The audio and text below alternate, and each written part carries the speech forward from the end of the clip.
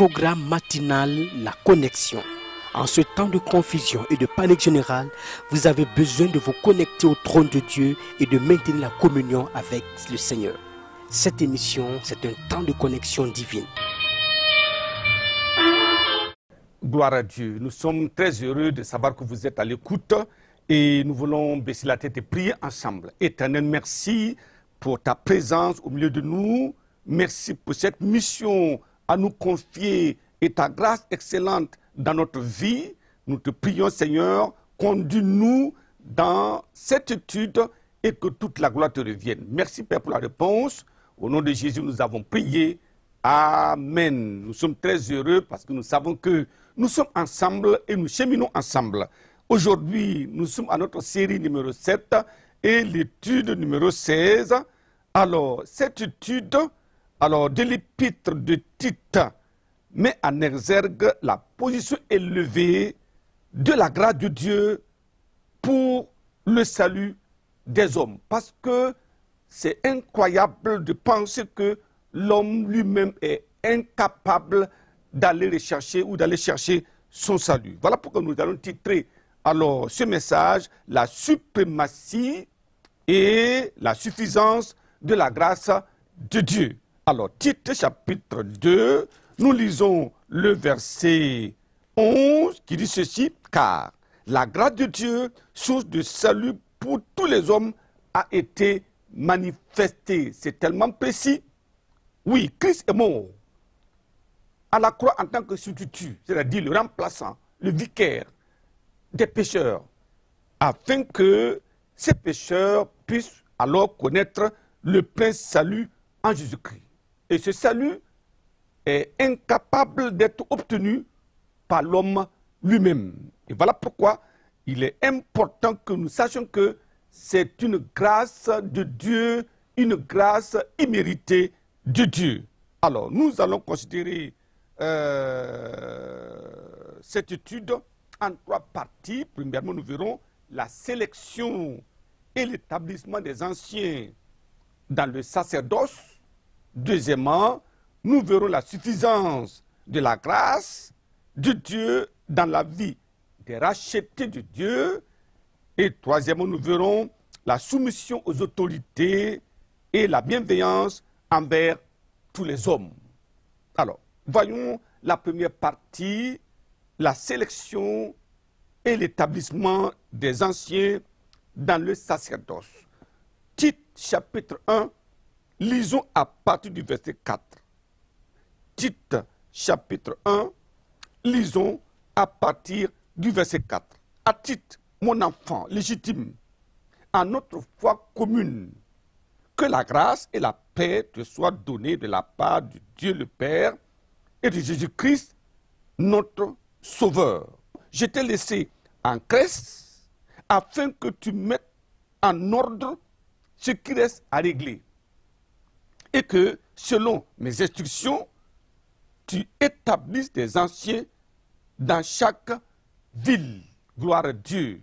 Alors, quand vous voyez la déclaration de l'apôtre Paul parlant de mon enfant légitime, cela démontre que Tite, ce jeune étudiant de la parole de Dieu, avait reçu la grâce, cette grâce qui a opéré un miracle dans sa vie à tel point qu'il pouvait se tenir comme l'apôtre Paul et défendre l'évangile. Ça, c'est important à noter parce que c'est son père dans la foi. Il dit, mon enfant légitime, tel père, tel fils. Un ministre doit avoir une colonne vertébrale solide en ce moment-là, au point d'être capable de mettre de l'ordre dans l'église de Dieu. Parce que l'église de Dieu, c'est une église où Dieu réside, où son nom réside, où la sainteté doit résider. Et alors, le ministre doit s'assurer qu'il y a de l'ordre. Donc voilà pourquoi, alors, Tite était intimé à cette mission.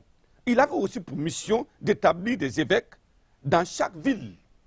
Et les critères étaient précis.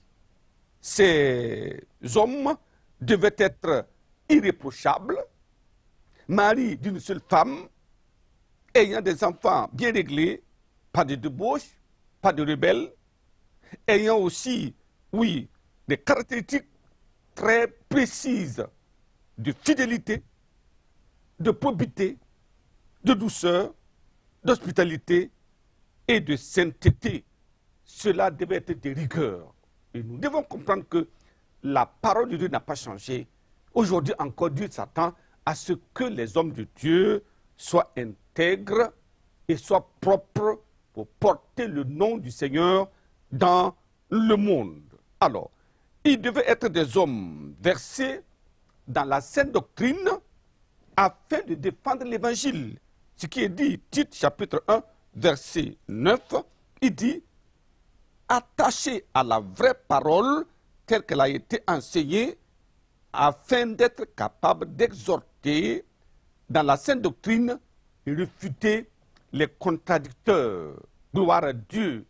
Donc, un ministre de Dieu, c'est un ministre qui non seulement a la crainte de Dieu, mais prêt à des sacrifices pour l'honneur de l'évangile et pour la gloire de Dieu. Alors, deuxième partie, la suffisance de la grâce de Dieu dans la vie des rachetés.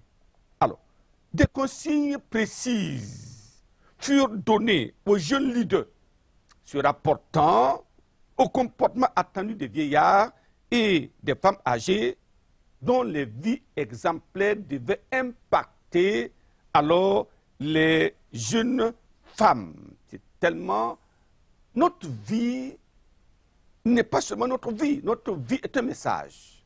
Et la vie de ces jeunes, de ces femmes, alors devait impacter la vie des autres. Tite lui-même avait été exhorté à être un modèle en conduite, à donner à l'enseignement de la parole pure, irréprochable, afin de fermer la bouche aux adversaires. C'est cela. La bouche des adversaires devait être fermée, car la grâce reçue était suffisante et elle est encore toujours suffisante aujourd'hui pour ces choses-là. Tite, chapitre 2, le verset 11, qui nous dit, Tite, chapitre 2, verset 11, car la grâce de Dieu, source de salut pour tous les hommes, a été manifestée. Elle nous enseigne à renoncer à l'impiété et au convoitisme mondain et à vivre dans le siècle présent selon la sagesse, la justice et la piété. Gloire à Dieu. Donc, tout ce qui est du vieil homme devait être arraché, enlevé et permettre au nouvel homme de prendre place et de nous conduire dans toute la vérité. Tout ce qui est impur, toute impiété, toute iniquité devait être enlevé de notre vie et nous devons maintenant mener cette vie qui convienne à la saine doctrine. Tite chapitre 2, le verset 14 dit qui s'est donné parce que pourquoi la grâce est suffisante? Christ a payé le prix au calvaire. Il s'est donné lui-même comme le vicaire.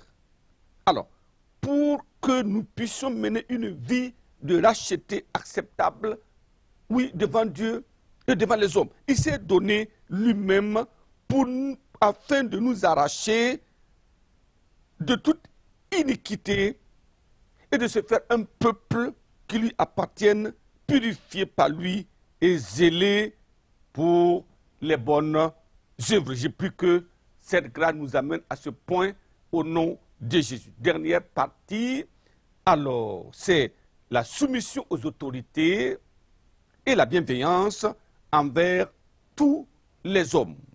Alors, Tite chapitre 3, du verset 1 au verset 2, il dit, rappelle-leur d'être soumis aux magistrats et aux autorités, d'obéir, d'être prêts à toute bonne œuvre et de ne médire personne, d'être pacifique, modéré, plein de douceur envers tous les hommes.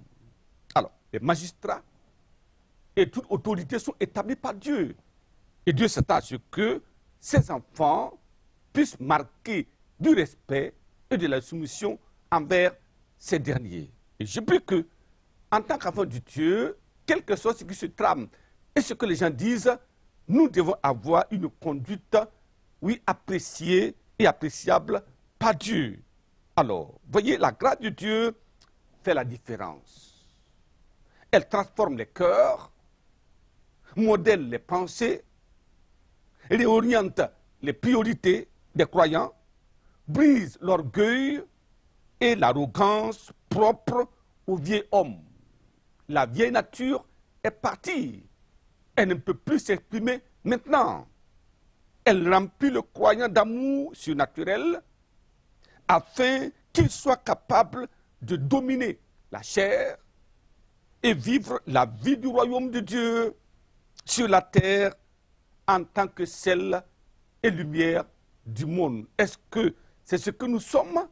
Le ciel regarde, recherche, va-t-il trouver des enfants qui vivent sur la terre, une terre remplie de cacophonie, mais vivant la vie du royaume? Je prie que cette grâce qui est donnée nous transforme et nous amène à cet état au nom de Jésus. Baissons la tête pour la prière maintenant. Éternel notre Dieu, merci pour tous ceux-là qui sont en train d'écouter cette parole.